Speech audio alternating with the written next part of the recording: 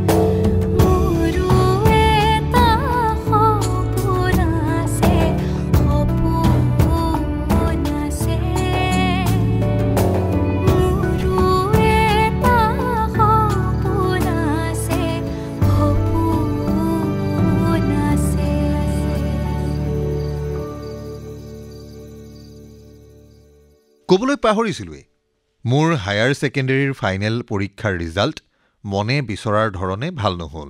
কেই নম্বৰমানৰ কাৰণে first division নাপালোঁ। বহুতে তিৰস্কাৰ কৰিলে। চা ইমান কষ্ট কৰি পঢ়ালে ঘৰখনে, এতিয়া ছেকেণ্ড ডিভিজনটোহে পালে। তাকে ইমান যে আশা কৰিছিল। মোৰ ক'বৰ মন আছিল, মই কিমান কষ্ট কৰিছিলোঁ আপোনালোকে কি জানিব। কোনোৱে আহি মা দেউতাক পৰামৰ্শ দিলেহি, ল'ৰাটোক চাকৰিত সোমাবলৈ কওক, পুলিচৰ চাকৰিৰ বাবে ইণ্টাৰভিউ দিয়ক। সেই মুহূৰ্তত চাকৰি এটা পাই যোৱা হ'লে মই কিজানি সঁচাকৈয়ে চাকৰিত সোমালোহেঁতেন। সি যে কি নহওক, চাকৰি বিচৰা নহ'ল। আহি তিনিচুকীয়া কলেজতে নাম লগালোহি ফিজিক্স, কেমিষ্ট্ৰি, মেথছ পঢ়িবলৈ। ডাক্তৰ, ইঞ্জিনিয়াৰ পঢ়িবলৈ ইমান চোকা নাছিলোঁ। পঢ়িবও নোৱাৰোঁ, পঢ়াবও নোৱাৰোঁ। সেইকাৰণে এইবোৰত কদাপি মূৰ খটোৱা নাছিলোঁ। মেথছত অনাৰ্ছ লৈ পঢ়িম বুলি ভাবিছিলোঁ, বাছনি পৰীক্ষাত উত্তীৰ্ণ নহ'লোঁ। কেমেষ্ট্ৰিত মোৰ পঢ়া ভাল আছিল, সেয়েহে কেমেষ্ট্ৰিতে অনাৰ্ছ ল'লোঁ। জীৱনৰ লক্ষ্য বুলিবলৈ একো নাই, ডিগ্ৰী পাছ কৰি ক'ৰবাত স্কুল এখনত মাষ্টৰীৰ চাকৰি এটা পালেও হ'ব। মানুহবোৰে কৈছিল কেমেষ্ট্ৰি পঢ়িলে অইল ইণ্ডিয়া ONGCত চাকৰি পায়। সেয়া হ'লেতো ভালেই, মনতে ভাবিছিলোঁ। কলেজৰ প্ৰথম বৰ্ষত পঢ়াৰ প্ৰতি মোৰ বৰ ৰাপ নাছিল। তাতে ককাইদেউৰ সৈতে মাজে মাজে 2 নম্বৰী কামবোৰত হাত দিছিলোঁ। এনেও প্ৰথম বৰ্ষৰ পৰীক্ষাটো কলেজৰ পৰাই পাতিছিল। দ্বিতীয় বৰ্ষতহে বিশ্ববিদ্যালয়ে চূড়ান্ত অৰ্থাৎ 2 বছৰৰ একেলগে পৰীক্ষা পাতিছিল। তৃতীয় বৰ্ষত আকৌ এটা চূড়ান্ত পৰীক্ষা পাতিছিল। দ্বিতীয় বছৰৰ পৰা মোৰ পঢ়াত ৰাপ বাঢ়িছিল। ভাড়াঘৰত থাকি পঢ়া আৰু কলেজলৈ যোৱাৰ বাদে আন কাম নাছিল। কলেজ থকা সময়খিনিত মোৰ আন এটা অভ্যাস গঢ়ি উঠিছিল, ক্লাছ নহ'লেই লাইব্ৰেৰীত গৈ থকাটো। লাইব্ৰেৰীলৈ যাওঁতে যাওঁতে তাৰ কৰ্মচাৰীৰ সৈতেও এটা ভাল সম্পৰ্ক গঢ়ি উঠিছিল। সাধাৰণতে ছাত্ৰ ছাত্ৰীক কিতাপ থকাৰ ঠাইলৈ যাবলৈ দিয়া নহৈছিল, কিন্তু কৰ্মচাৰীসকলৰ সৈতে থকা সুসম্পৰ্কৰ সুযোগত মই লাইব্ৰেৰীৰ ভিতৰলৈকে সোমাই গৈছিলোঁ। মই পোনে পোনে কেমেষ্ট্ৰিৰ কিতাপৰ ছেকশ্যন পাইছিলোঁগৈ। আৱিষ্কাৰ কৰিছিলোঁ ধূলিৰ মাজত পোত খাই থকা ঠাক ঠাক কিতাপ, কেমেষ্ট্ৰিৰ কিতাপ। কিতাপবোৰ চুই লিৰিকি বিদাৰি চাইছিলোঁ। এইদৰে ইখন কিতাপ সিখন কিতাপৰ লগত চিনাকি হওঁতে এদিন লাইব্ৰেৰীৰ বন্ধ আন্ধাৰ কোঠাত আৱিষ্কাৰ কৰি পেলাইছিলোঁ কিছুমান মহামূল্যৱান কিতাপ। কিতাপবোৰত যেন কাৰোৱেই হাতৰ পৰশো পৰা নাই। এইবোৰৰ ভিতৰত আছিল F.A. কটন আৰু জেফ্ৰী উইলকিনছনৰ principle of inorganic chemistry, I.L. ফিনাৰৰ অৰ্গেনিক কেমিষ্ট্ৰি, জেৰী মাৰ্ছৰ ৰিয়েকশ্যন মেকানিজিম ইত্যাদি। এই কিতাপবোৰে হঠাৎ মোক সংগ্ৰামৰ পৃথিৱীৰ পৰা আঁতৰাই অণু পৰমাণুৰ এখন ৰহস্যময় পৃথিৱীলৈ লৈ গৈছিল, য'ত লিপিবদ্ধ হৈ আছিল মানুহৰ জীৱনৰ কাহিনীৰ দৰে অজস্ৰ অনুপৰমাণুৰ উত্তেজনাপূৰ্ণ অথচ নিতান্তই সৰল কাহিনী। এই কিতাপকেইখনৰ জ্ঞানকে ভেটি হিচাপে লৈ মই বিজ্ঞানৰ বহল পৃথিৱীত ভৰি দিছিলোঁ। আৰু তেতিয়াই এইকেইখন কিতাপ নপঢ়া হ'লে মই আজি ইমান দূৰ কেতিয়াও আহিব নোৱাৰিলোহেঁতেন। মানুহৰ জীৱনত বহুতো ঘটনা ভাগ্য আৰু কোনো সময়ত সৃষ্টি হোৱা এক পৰিস্থিতিৰ ফলশ্ৰুতিত ঘটে। এই কিতাপবোৰৰ সংস্পৰ্শলৈ অহাটো আছিল মোৰ বাবে এটা ভাগ্যৰ বলদ হোৱা ঘটনা। আৰু মই বিশ্বাস কৰোঁ যে এনে ভাগ্যৰ বলদ হোৱা একোটা ঘটনাই আমাৰ জীৱনটো চিৰদিনৰ বাবে সলনি কৰি থৈ যায়। মোৰ বিজ্ঞানৰ প্ৰতি থকা ৰাপ এনে এটা ভাগ্যৰ বলদ হোৱা ঘটনাই চাগে। স্বপঠনৰ মহিমাৰ বিষয়ে মই আগতেও কৈছিলোঁ। এই কিতাপবোৰ মই নিজেই পঢ়িবলগীয়া হৈছিল। পঢ়াবলৈও কোনো নাছিল। নিজেই পঢ়িলে এটা সুবিধা হয়, বুজি পাবলৈ বহুবাৰ পঢ়িব লাগে, কিন্তু এবাৰ বুজি পোৱাৰ পাছত সি চিৰদিনৰ বাবে মনত থাকি যায়, বিশেষকৈ তাত্ত্বিক আৰু নতুন ধাৰণাৰ কথাবোৰ।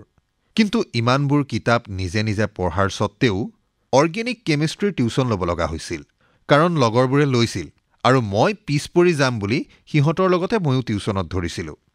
আকৌ টিউচনত ধৰিছোঁ, পইচা দিম ক'ৰ পৰা। এবাৰ এমাহৰ টিউচনৰ পইচা তেতিয়া 400 টকা। কেনেকৈ যোগাৰ কৰিছিলোঁ সেই কথা মনত পৰিলে মোৰ আত্মবিশ্বাস দৃঢ়তা বহুগুণে বাঢ়ি যায়। কেনেকৈ কৰিছিলোঁ শুনক। মই 8ম নে 9ম শ্ৰেণীত থাকোঁতে কাষৰ বৰ্তাহঁতৰ ঘৰৰ পৰা আনি পাণ আৰু জালুকৰ লতা ৰুই দিলোহি। ঘৰৰ বাৰীত তামোল গছৰ গুৰিয়ে লতাবোৰ ৰুইছিলোঁ। আমাৰ ঘৰত পাণ কেতিয়াও নুঠিছিল, হয়তো দেউতাই চেষ্টা কৰা নাছিল। চেষ্টা কৰিলেও ছাগলীয়ে পাণৰ পুলিবোৰ নষ্ট কৰি পেলাইছিল। আমি লগোৱা পাণ জালুকৰ লতাবোৰ প্ৰথমে বাচিছিল, কিন্তু পাছত সেই একেই দশা, ছাগলীয়ে খাই পেলাইছিল। ফলত যত্ন কৰিবলৈ এৰি দিছিলোঁ। জালুকৰ লতাবোৰ তামোল গছত বগোৱাৰ সলনি মাটিতে বগাবলৈ লৈছিল আৰু এইদৰে বগাই বহু দূৰ পৰ্যন্ত বাৰীখন চানি ধৰিছিল। কেইবছৰৰ পাছত লতাবোৰ তামোল গছত উঠিছিল, জালুক লাগিবলৈ আৰম্ভ কৰিছিল। এবছৰ 4 জোপা তামোলত জালুক লাগিল। ঘৰত জালুক ঢেৰ হ'ল। দেউতাই জালুক পাৰি শুকুৱাই থলে। ঠিক সেই বছৰেই মই অৰ্গেনিক কেমিষ্ট্ৰিৰ টিউচন কৰিছিলোঁ। ঘৰত আপত্তি কৰিছিল, মই নামানিলোঁ। টিউচনৰ পইচা যেতিয়া দিবৰ হ'ল, তেতিয়া মায়ে মোক ঘৰলৈ মতাই নি ক'লে, তোক পইচা ক'ৰ পৰা দিওঁ? শুকান জালুক 1 কিলো আছে, লৈ যা।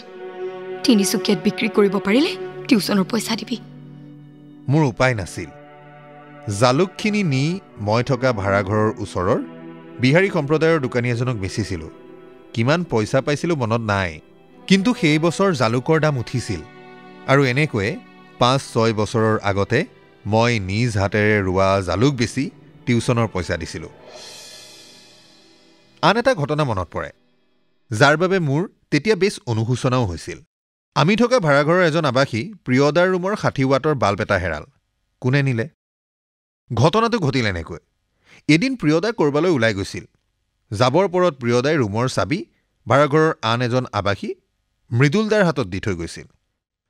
প্ৰিয়দাৰ ৰুমত ৰন্ধন গেছৰ সুবিধা আছিল, কিন্তু আমাৰ বাকী আৱাসীবোৰৰ নাছিল। সেইবাবে মৃদুলদাই যাতে প্ৰিয়দাৰ অনুপস্থিতিত তেওঁৰ গেছ ব্যৱহাৰ কৰিব পাৰে, তাৰ বাবেই ৰুমৰ চাবি দি থৈ গৈছিল। মৃদুলদাৰ সৈতে মোৰ বেছ ভাল। মৃদুলদাই চাবি পায় মানে ময়ো গেছৰ সুবিধা পোৱা। কিন্তু প্ৰিয়দা ঘৰলৈ যোৱাৰ এদিন পাছতে এটি অঘটন ঘটিল। তেওঁৰ ৰুমৰ বাল্বটো হেৰাল। মই মৃদুলদাক ধৰিলোগৈ। বাল্বটো হেৰাল বুলিছিল, এইটো দেখোন আছেই, য'ত আছিল তাতে লাগি আছে, চাওক। হেই, এইটো ফিউজ হোৱা বাল্ব, কোনোবাই লগাই থৈ গৈছে। আপুনি কেনেকৈ জানিলে? মই জানো দে। তাৰ পাছত মৃদুলদাই একো নকলে। ময়ো কথা আগ নবঢ়ালোঁ। সেইদিনা সন্ধিয়া পৰত মৃদুলদাক ভাড়াঘৰৰ আন কেইজনমান আৱাসীৰ সৈতে কথাত মগ্ন হৈ থকা দেখিলোঁ। মই ভালকৈ কাণ পাতি সিহঁতে কি কথা পাতিছে গম ল'বলৈ ধৰিলোঁ। সিহঁতে মোক দেখা নাছিল। মৃদুলদাই কৈ থকা শুনিছিলোঁ, ঐ কথা এটা জান? কি? এই প্ৰিয়দাৰ ৰুমৰ বাল্বটো ৰুবুলে চুৰ কৰিছে। মৃদুলদাৰ কথাখিনি মোৰ কাণ দুখনত থহৰকৈ বাজি উঠিল। মৃদুলদাই এইবোৰ কি কৈছে? মৃদুলদাহঁতৰ কথা শুনি মই ৰ'ব নোৱাৰিলোঁ। মই তেওঁলোকৰ ফালে অগ্ৰসৰ হ'লোঁ। মই ওচৰ পোৱাত সিহঁত তিনিওজনে মোৰ ফালে ৰহস্যজনকভাৱে চাবলৈ ধৰিলে। মোৰ ভীষণ খং উঠি আহিল। খঙৰ কোবত মই তেওঁলোকক কিবা এটা অপমানসূচক মন্তব্য কৰিলোঁ। মই মন্তব্য কৰিয়েই ৰুমলৈ বুলি অগ্ৰসৰ হ'লোঁ। মোৰ মন্তব্য শুনি তিনিওজন জ্বলি উঠিল। মোৰ ৰুমলৈ বুলি চোচা মাৰি গ'ল। মই তৎক্ষণাত দুৱাৰখন জপাই দিলোঁ। বাহিৰৰ পৰা এজনে দুৱাৰত গুৰিয়াবলৈ ধৰিলে।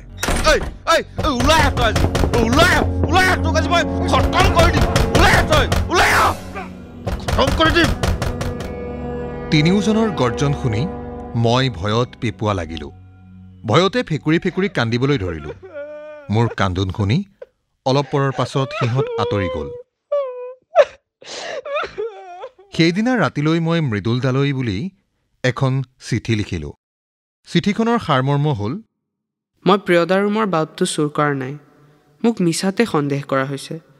প্ৰয়োজন হ'লে মই এটা নতুন বাল্ব কিনি আনি দিম, কিন্তু মিছাতে মোক সন্দেহ কৰি নাথাকিব। মই জানো যে মৃদুল দা ভাল ল'ৰা। সি মোৰ চিঠিখন পোৱাৰ পাছত মোৰ কথাবোৰ বুজিব, সি মোক বিশ্বাস কৰি ল'ব। কিন্তু সত্য কথাটো হ'ল যে সেইদিনা মই সঁচাকৈয়ে প্ৰিয়দাৰ ৰুমৰ বাল্বটো চুৰ কৰিছিলোঁ। কাৰণ মোৰ ৰুমৰ বাল্বটো ফিউজ যোৱাত নতুন এটা বাল্ব কিনিবলৈ মোৰ ওচৰত পইচা নাছিল। ৰাতি হ'লে কিতাপ পঢ়িবলৈ নাপাম বুলি ভয়তে মই প্ৰিয়দাৰ ৰুমৰ বাল্বটো চুৰ কৰি আনিছিলোঁ।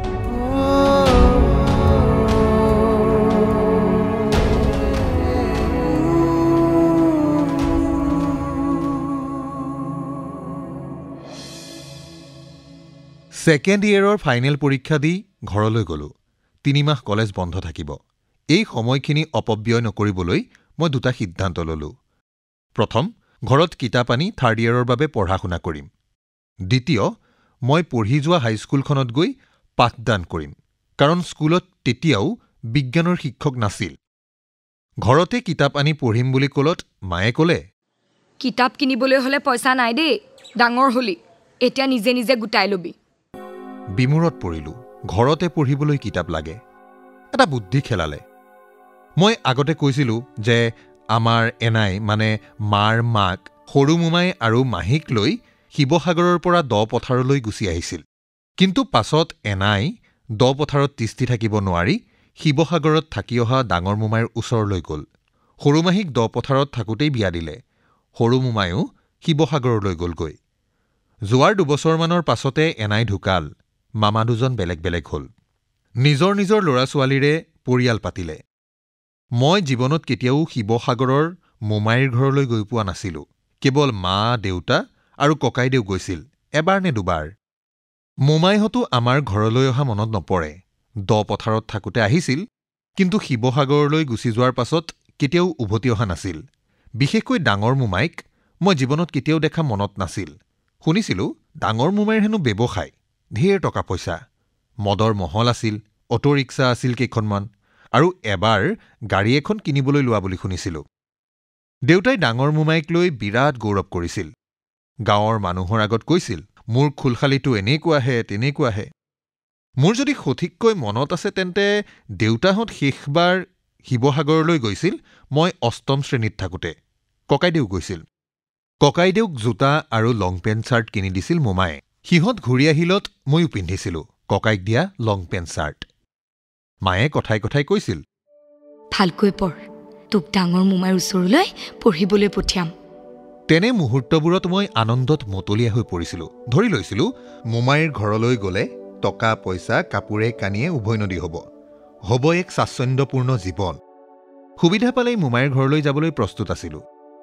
সুবিধা আহিল বহু প্ৰতীক্ষাৰ অন্তত মই ডিগ্ৰীৰ 2nd ইয়েৰৰ পৰীক্ষা দি অহাৰ পাছত। কথাটো ময়ে উলিয়ালোঁ।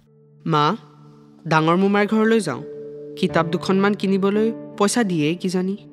ভাল কথা এটা ভাবিছ, তই যা। মই আগতে শিৱসাগৰলৈ কেতিয়াও যোৱা নাই। শিৱসাগৰ নালাগে ডিব্ৰুগড়খনকেই দেখা নাই। কিন্তু অসুবিধা নাই, মোমাইহঁতৰ ঘৰ টাউনতে। মোমাইৰ ঘৰত গৈ কেনেকৈ ওলাব পাৰি তাৰ মানচিত্ৰ এখনৰ আওভাও অলপ মায়ে মুখেৰেই দিলে। শুন, এনেকৈ যাবি, চাৰিআলিটো পাৰ হৈ বাওঁফালে চিনেমা হল এটা দেখিবি। সন্মুখতে তাৰ দোকানখন।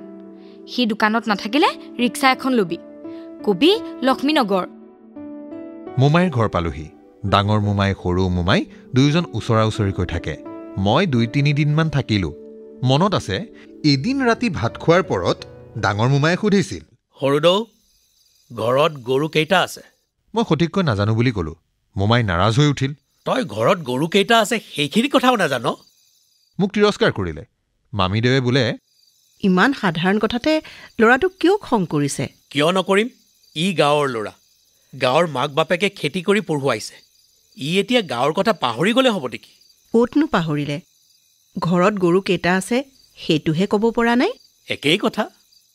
মোমাইহঁতৰ ঘৰত মোক ভালকৈ খোৱালে, কিন্তু সিহঁতৰ ঘৰৰ অৱস্থা দেখি মোৰ হলে পইচা খোজাৰ সাহস নহল সিহঁতৰ ঘৰৰ অৱস্থাৰ বিষয়ে মোৰ মনত যি এটা ধাৰণা লৈ গৈছিলোঁ সেয়া নিমিষতে মাৰ গ'ল সিহঁতৰ আগৰ অৱস্থা নাই মহল বন্ধ হ'ল অটো বিক্ৰী কৰিলে ঘৰ পৰিল ঘৰ চলাৰে অসুবিধা হ'ল মই কোনখতে পইচা খোজো উপায়ন্তৰত ঘৰলৈ উভতিলোঁ মনত তেনেকৈ দুখভাৱ নাছিল যি কি নহওক মোমাইৰ ঘৰ দেখিলোঁ জীৱনত প্ৰথমবাৰৰ বাবে সেইদিনা ঘৰলৈ উভতি আহোঁতে হাতত 150 টকা বাচিছিল তাৰে 140 টকা দি তিনিচুকীয়াৰ পৰা গুৰদীপ ৰাজৰ ইনঅৰ্গেনিক কেমিষ্ট্ৰিৰ কিতাপ এখন কিনি লৈ আহিলোঁ ঘৰত উদ্বিগ্নতাৰে ৰৈ আছিল মাৰ ফালে কিতাপখন আগবঢ়াই ক'লোঁ বচা পইচা কেইটাৰে এইখন কিনিলোঁ মায়ে আৰু একো নুসুধিলে পাছত এদিন চুবুৰীৰ বৰমাই সুধিলে মোমায়েৰৰ ঘৰলৈ গৈছিলি পইচা নাপালি নেকি মইনো কেনেকৈ কওঁ মোমাইহঁতৰে অৱস্থা নাই বুলি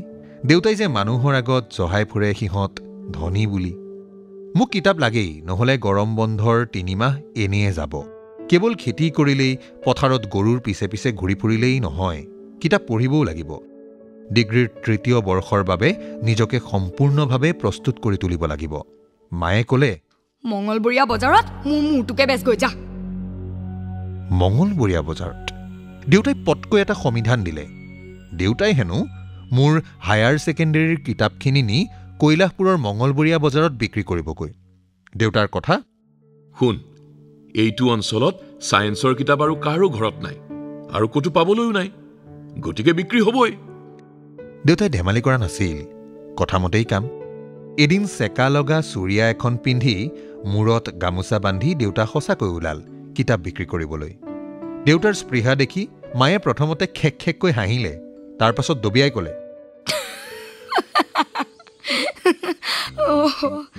গোটেই অঞ্চলটোত সায়েন্সত পঢ়া দ্বিতীয় এটি ল'ৰা নাই আপুনি বাৰু কাক কিতাপ বেচিবলৈ ওলাইছে দেউতাৰ তেতিয়াহে খেয়াল আহিল হয়তো কিতাপ কোনে কিনিব ফলত দেউতাৰ কিতাপ বিক্ৰী কৰাৰ অভিপ্সাৰ পৰ্বতী ইয়াতে শেষ হ'ল সেই দিনকেইটাত মই কৈলাশপুৰ হাইস্কুলত পঢ়াই আছিলোঁ যদিও স্কুলৰ পৰা পইচা পোৱাৰ কোনো আশা নাছিল ভেঞ্চাৰ স্কুলৰ নিয়মীয়া শিক্ষকেই দৰমহা নাপায় মোক কেনেকৈ টকা দিব তথাপি 3 মাহৰ অন্তত মোক স্কুলৰ শিক্ষকসকলে দয়া কৰি 250 টকা দিছিল এদিন স্কুলৰ পৰা আহি ভাত পানী খাই গৰুকেইটা চৰাবলৈ ওলালোঁ পুৰণি কঠীয়াতলিত ঘাঁহ ওলাইছে তাতে গৰু চৰাওঁ বুলি মনস্থ কৰিলোঁ বাহনীখনো কাষতে তাতো গৰু চৰিব পাৰিব তেনেতে মায়ে আহি ক'লেহি ককাইৰৰ ওচৰলৈ গৈ চাচোন পইচাও বিচাৰিবি বহুদিন খবৰ পোৱা নাই খবৰ এটাও লৈ আহিবি তাৰেই চাগে চলিবলৈ দিগদাৰ মোকনো ক'ত পইচা দিব পাৰিব হ'লেও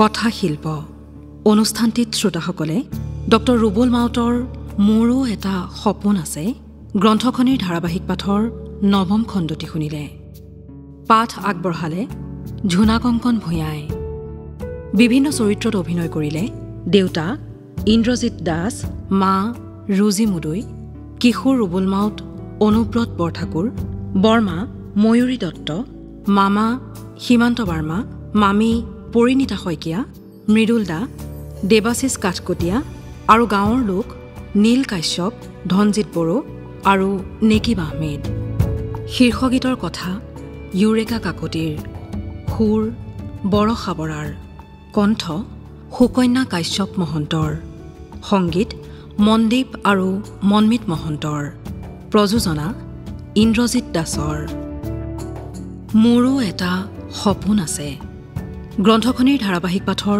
পৰৱৰ্তী খণ্ডটি শুনিবলৈ পাব অহা সপ্তাহৰ এই একেটা বাৰৰ এই একেই সময়তে